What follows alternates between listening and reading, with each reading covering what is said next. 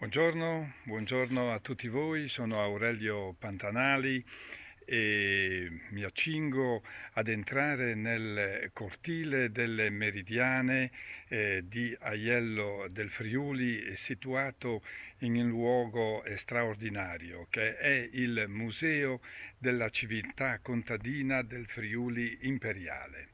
E vi farò vedere in questa occasione velocemente tutti gli orologi che sono presenti in questo straordinario luogo, orologi a sole naturalmente, e poi parleremo anche dei due globi che abbiamo costruito qui nel museo. Io rappresento il presidente del Circolo Culturale Navarca, che tra le tantissime iniziative culturali che svolge qui ad Aiello da ben 27 anni, un progetto importante è stato appunto quello delle Meridiane, non solo ad Aiello ma in tutta la regione Friuli Venezia Giulia. Bene, allora seguiamo questo brevissimo percorso gnomonico. Ecco qua.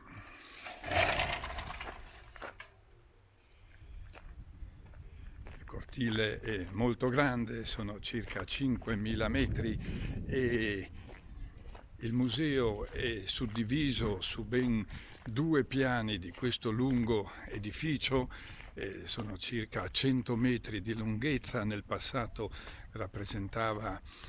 era adibito ad azienda agricola, di qua poi ci sono le stalle e in fondo c'è anche un piccolo ambiente pubblico.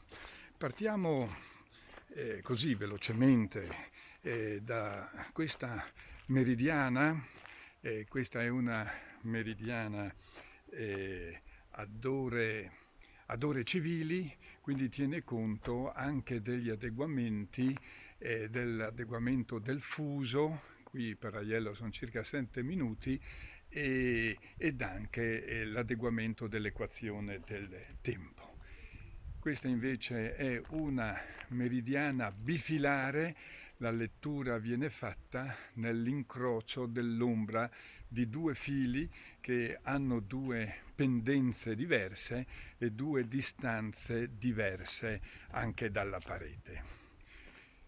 Questa invece che ci stiamo avvicinando adesso è una meridiana ad ore d'Oltralpe, o anche dette in altre regioni italiane, francesi o tedesche, ed entrò in vigore questo metodo di conta delle ore dalla fine del Settecento ed è tuttora naturalmente in vigore, dopo che si è svolto qui nella nostra regione un famoso trattato conosciuto come il Trattato di Campoformido, fatto dall'impero d'Austria con l'armata di Napoleone, appunto, che l'aveva inizialmente sconfitta e poi invece raggiunse questo importante accordo di cedere la Repubblica di Venezia appena conquistata nel 1797 all'impero d'Austria, in cambio dei paesi e dei territori più vicini a Parigi, quindi gli attuali Paesi Bassi, Lussemburgo, Belgio ed Olanda, e una buona fetta della Germania del Nord. Ecco, prima di quel tempo, quindi prima del 1797, in Italia e nella penisola italica era in vigore il metodo italico, ed ecco qui la meridiana che segna le 19:30 circa, dobbiamo guardare solo la punta della sua ombra, e quindi la 24esima ora, con questo metodo di conta delle ore, terminava con il tramonto del sole. Un altro metodo è questo, ecco la meridiana ad ore babiloniche, dove la 24esima ora termina invece al sorgere del sole. Poco usato questo metodo qui in Europa, molto invece nei paesi medio orientali. Questa invece è una meridiana ad ore antiche, ore ineguali, ore dal sorgere al tramonto, questo tempo veniva sempre diviso in 12 parti uguali, quindi d'inverno ore molto corte, circa 45 minuti alle nostre latitudini, d'estate invece ore lunghe, 12, infatti 16 ore di luce diviso 12, 1,25 le ore qui da noi duravano 75 minuti circa al solstizio d'estate. Questo invece è un calendario solare a 10 giorni e vedete come ben segna il punto luce del dischetto che siamo al 5 di settembre. Questa meridiana, anzi queste due meridiane un po' coperte da questo oleandro segnano sono molto tecniche l'irradianza e l'irraggiamento solare che riceve questa parete. Questa parete, tra l'altro, di tutto il museo è esposta a ovest e riceve la luce solo nel pomeriggio e quindi le meridiane diventano operative da mezzogiorno in poi. Questa invece è una meridiana ad ore astronomiche, no? Molto in uso da parte degli astronomi che consideravano quindi non solo le ore diurne come quelle antiche, ma anche quelle della notte. La 24esima ora terminava al mezzogiorno della giornata successiva. Vedete le ore 24 è il mezzogiorno di Aiello. No? Ci spostiamo adesso su questo altro lato e qui vediamo una tabella di adeguamento divisa a settimane e quindi vediamo ad esempio siamo all'inizio di settembre, prima settimana di settembre dovremmo aggiungere 6 minuti e 37 secondi all'ora solare per conoscere l'ora civile, l'ora dei nostri orologi. Ci spostiamo su quest'altra parete, vediamo qui in basso una meridiana in legno in uso nelle baite e nelle malghe alpine, anche il motto è interessante, anch'io racchiudo la vita del sole. Mentre sopra questa piccola meridiana troviamo una meridiana vera perché segna solo l'istante del mezzogiorno di Aiello che è già passato, vedete l'ognomone che è al di fuori del quadrante.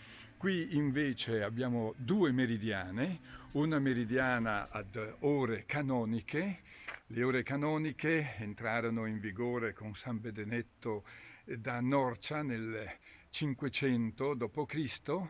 e non sono nient'altro che 5 delle 12 ore antiche che prima vi ho accennato e sono i momenti della preghiera, alle laudi del mattino, al sorgere del sole, poi a metà mattina, ora terza, all'Angelus a mezzogiorno, ora sesta, e poi abbiamo l'ora nona e l'ora duodecima del tramonto. Vedete la punta dell'ombra dell'ognomone è a metà tra l'ora sesta e l'ora nona, il momento della preghiera, quindi arriverà fra un'ora e più circa. Questa invece è una piccola meridiana ad ore medioevali che raggruppa le ore antiche e le ore canoniche.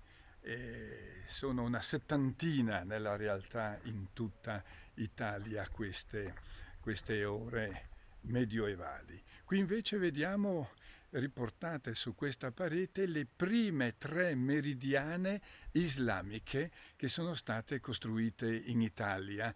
Le ha progettate l'ingegner Ferrari, 2 sono sull'attuale moschea di Santa Sofia ad Istanbul e sono state riprodotte naturalmente con il calcolo della declinazione di questa parete, e la prima è quella invece presente attualmente al Cairo, è stata portata nel museo archeologico tutta in pietra.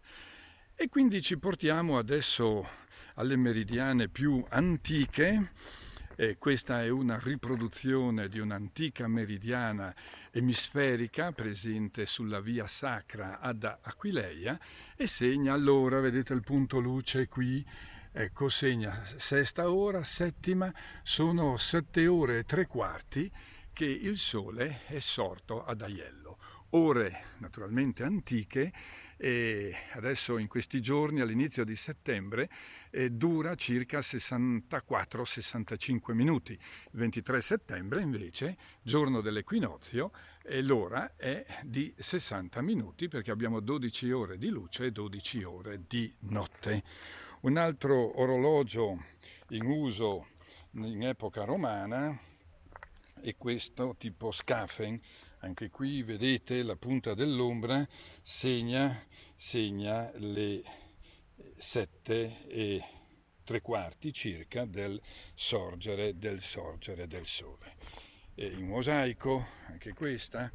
Questa invece è una meridiana inclinata.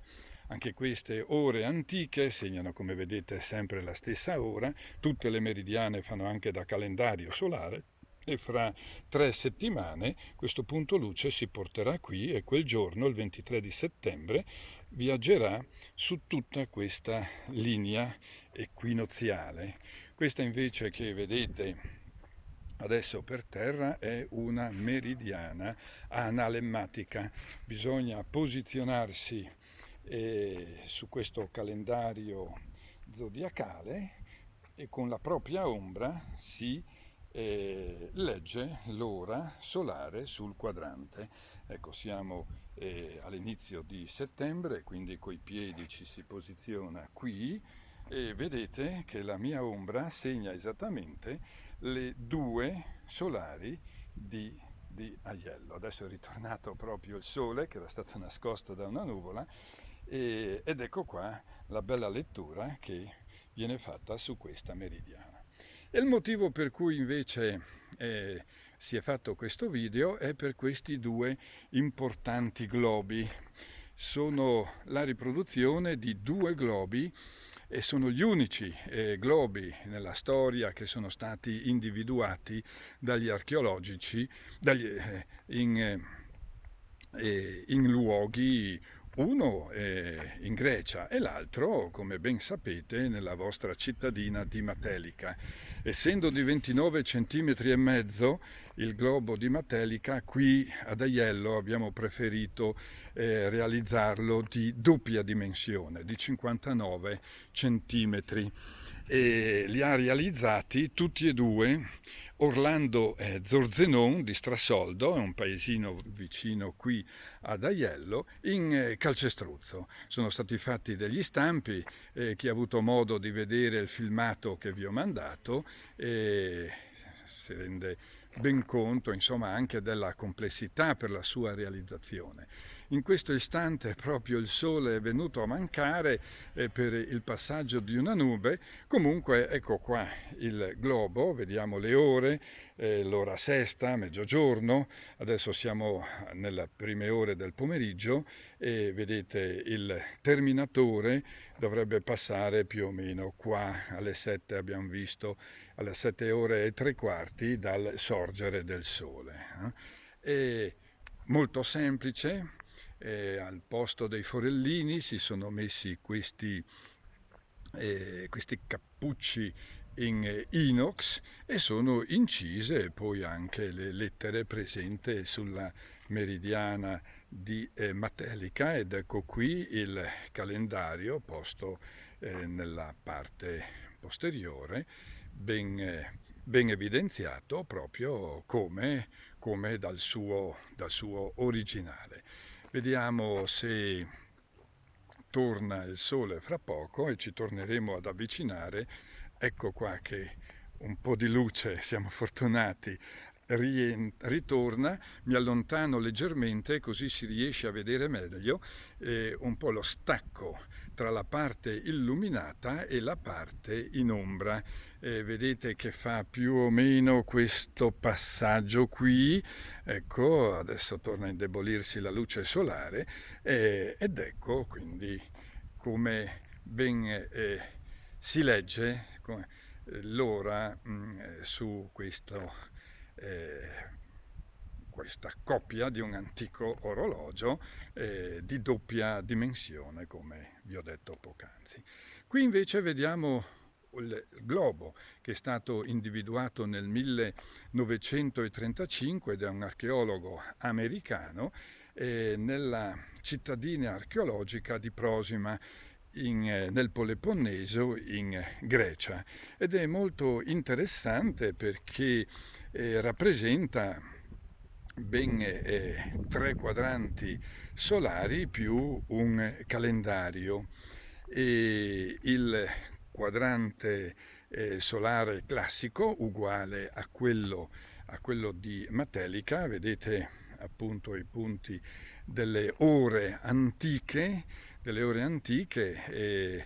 ecco qui il terminatore che si sta avvicinando alle 8 ore dal sorgere del sole. In questo periodo, che siamo all'inizio di settembre, ripeto, siamo intorno alla durata di 64-65 minuti, e questo appunto è l'orologio classico. Questo è il calendario invece zodiacale, che segna il periodo dell'anno in cui viene fatta la lettura.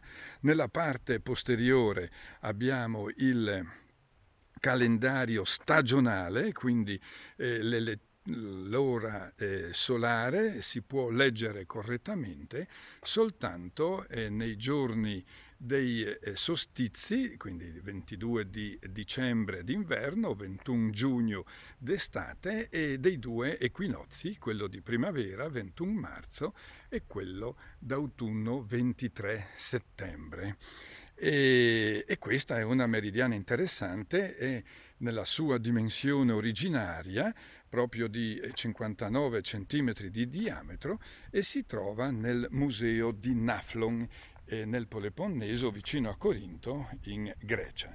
Quello che ha incuriosito moltissimo, perché questi 2 orologi sono conosciuti come sistema costruttivo, è stato questo sottopancia di orologio a forma di spina di pesce, e molti archeologi e anche gnomonisti, soprattutto tedeschi e americani, hanno cercato di capire questi segni e cosa potevano rappresentare, e hanno dato diverse interpretazioni, soprattutto della durata della lettura di questo quadrante in alcune giornate dell'anno. Ma un vero quadrante solare, come ben sapete, deve funzionare tutto l'anno. Ma come fa il Sole ad illuminarlo correttamente durante tutto il periodo dell'anno se il quadrante è messo in quella posizione della sfera?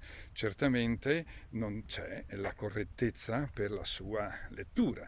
Ma studiando con Orlando Zorzenon questa meridiana, Orlando ha avuto una intuizione geniale, devo dire, dal mio punto di vista, perché ha detto: ma se noi portassimo in latitudine il quadrante, dovrebbe funzionare.